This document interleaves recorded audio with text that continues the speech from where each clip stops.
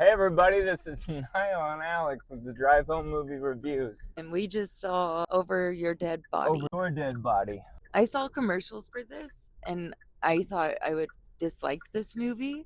It actually was pretty freaking good. That's how I felt about it too. I really didn't think I was gonna like it, but it is the same chick from Ready or Not. Ready or Not, yeah. Hey, I really ended up liking that movie, and this one was just like fun. It kind of felt like a sick twist on one of those 90s Disney movies. Yeah. Or it was like the big bad criminal is gonna get the two kids and they're alone at home. And I was thinking of the Roses movie. all right. Oh, did you see that? No, but in the trailer it's them.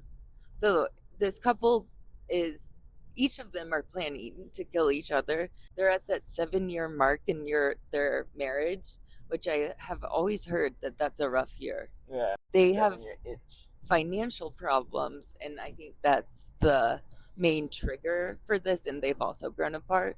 So they go to this cabin, both planning to kill each other, and then this group of runaway inmates break in and try to kill them and get money.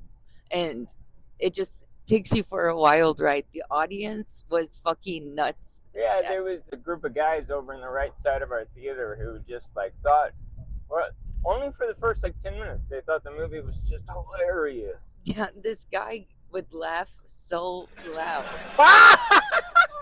Oh my god. Like I said, it was really exaggerated like that. Yeah. It was like strange, and then like 15 minutes later, just nothing. I didn't hear him laugh a single time after that. Yeah. Yeah, I don't know. The movie was surprisingly entertaining. Yeah.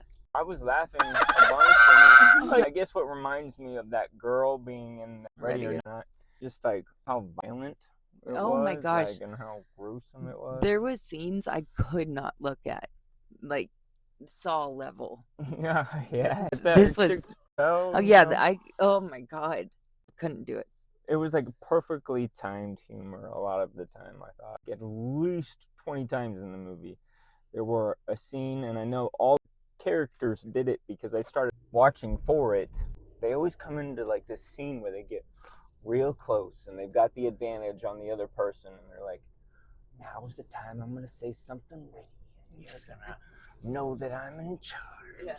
And then something bad happens and totally switches the dynamic. Yeah. Like even the dad, when he showed up in the car, he was like, who broke my window? Yeah. Now you're going to pay for that.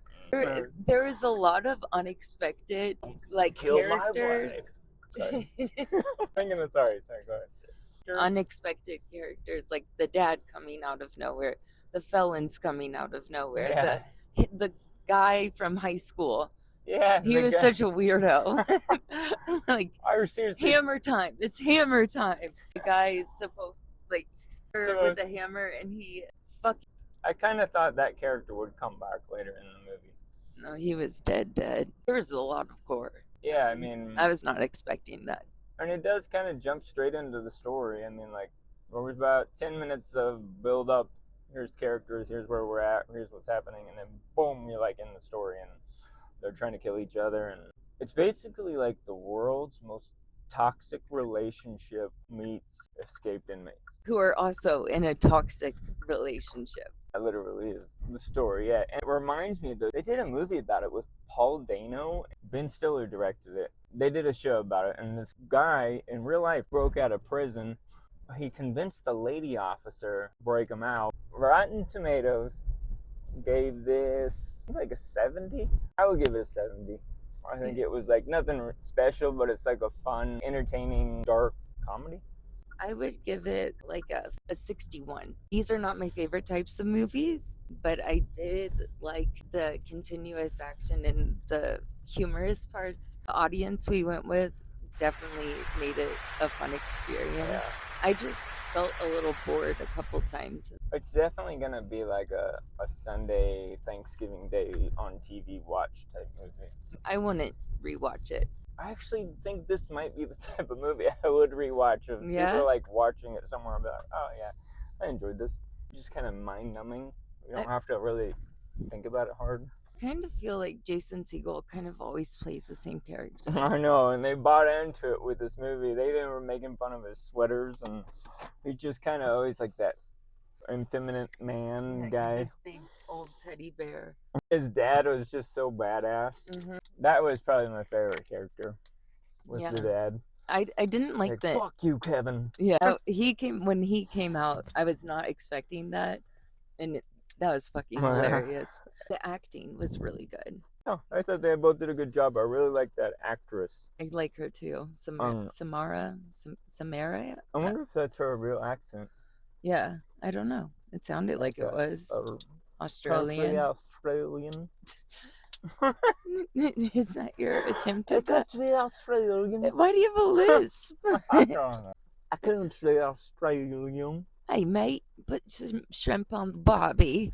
Okay, this has been terrible. That's our review. See you, Lou. Bye. Keep going. I don't remember what I was saying. Okay. I can do Not it. right. Fuck, what was I gonna say? Marriage is tough.